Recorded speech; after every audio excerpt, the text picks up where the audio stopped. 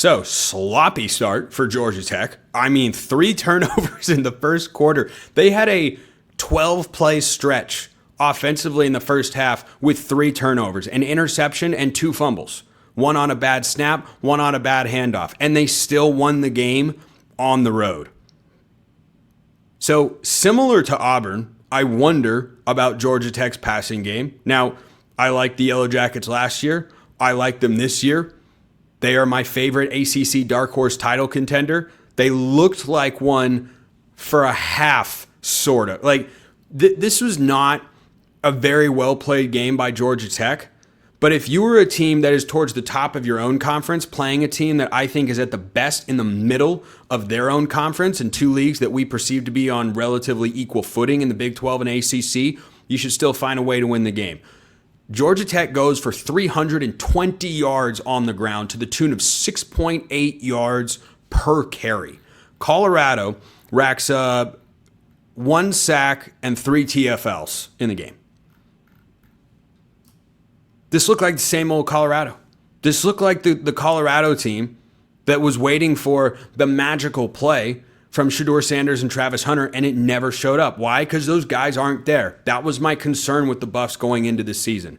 Caden Salter has got some serious arm talent. He is not prolific as a runner, nor is he confident as a runner. That cost Colorado a couple times in this game.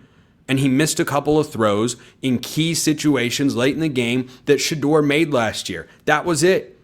I don't think this was an incompetent performance by Colorado. I want to give Robert Livingston some credit while also acknowledging on that side of the ball, the defense, he's got some work to do. Because, man, the number of open lanes Georgia Tech created, and watching their offense is really fun. It's unique. The way they use fly sweeps more than anybody else in college football is really great, and they run their quarterback a ton. But if they're going to go toe-to-toe with Clemson, Haynes King has to throw the ball better. One throw in particular in the fourth quarter, Georgia Tech was driving, trying to take the lead. They had a 3rd and 18. They ran a little switch corner route concept, and Colorado just didn't pass things off correctly. Tight ends wide open. Haynes King barely even gave the guy a chance to put his hands on it. Those are the sorts of moments, in addition to the interception that he threw, that just simply can't happen. So that has to improve, just like with Jackson Arnold.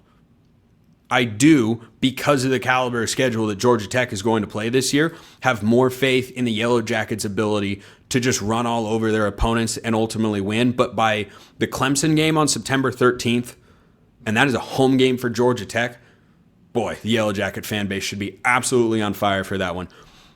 When Clemson comes to town, you're not going to be able to run for 320 yards. Colorado is still deficient in the trenches.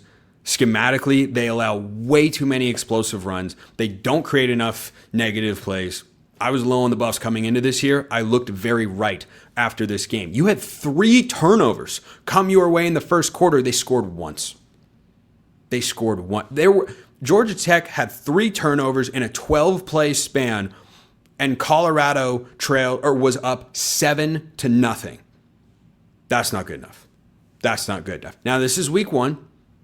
Team seasons are not defined in week 1. It's a time for observations, not conclusions. The 2025 Colorado book has not yet been written, nor has it been written for Georgia Tech. But I liked what I saw out of the Yellowjackets because their ability to go and run the ball like that, I saw it be translatable last year. And so when I see them go and do the same thing again, I mean, they were moving up and down the field at will, running the ball. It was not hard. Haynes King, 19 carries, 156 yards, and 3 touchdowns. It was the day of the running quarterback. And would I like to see Eric Rivers get more involved in the passing game? Yeah, they used him in the rushing game as well. He is a dynamic player. They have got a lot of guys that just feel like they are always one broken tackle away from housing it for a touchdown. So I like that from the Yellowjackets a whole heck of a lot. But for Georgia Tech to have found a way to win this game is overall a good sign. But this stays in the lean win category. And frankly, this is a no vibe result for me for Colorado, which I'll get to more in just a moment. But just to wrap up on Georgia Tech, the Yellowjackets get a lean win here because they played like a C- game and they went on the road. I mentioned earlier, almost forgot to come back to this. Colorado could not stop the run the whole game. Georgia Tech had already fumbled the ball twice, but they were marching up and down the field with the rushing attack, and all of a sudden, Georgia Tech wants to whip out the play action pass. Why? Why? That's not who you are. It's not who you need to be.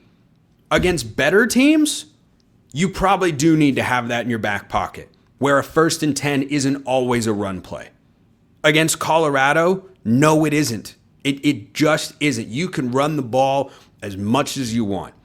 And once those things got cleaned up in the second half, Georgia Tech pulled away. And then Colorado, to their credit, Caden Salter led them on a really good drive going down the field to score the touchdown. He runs it in to tie the game. And then the Colorado defense has a chance at home to pick up a signature win to begin the year. I mean, I wasn't expecting Colorado to win the game. I picked Georgia Tech to win and cover. Lo and behold, they did.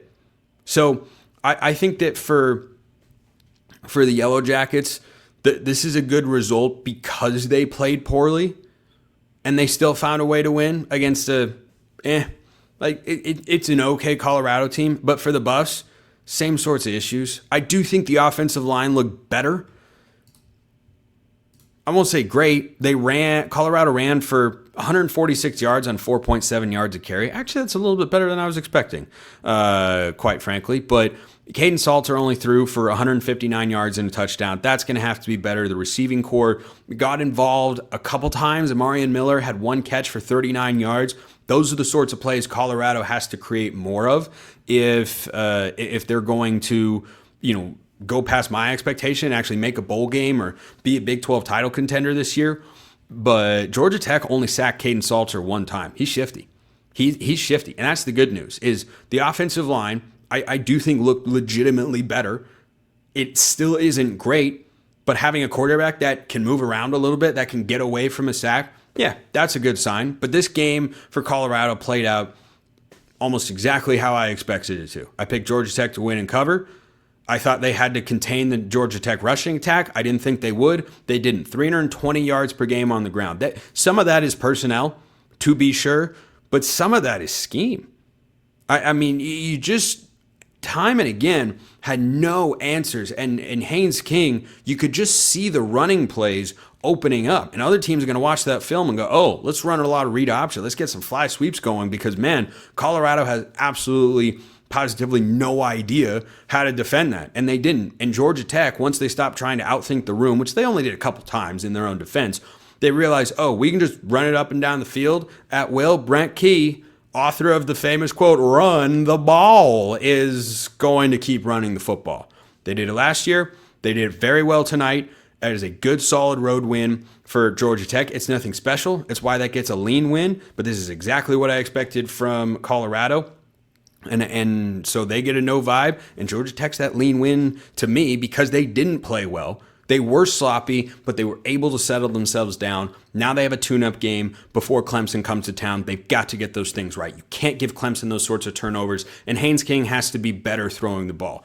I don't think he has to be great, but he's got to be better. I think Georgia Tech winning that game would look like Notre Dame last year beating Georgia in the college football playoff. That is how that game would have to play out. Can't wait for that matchup in a couple of weeks.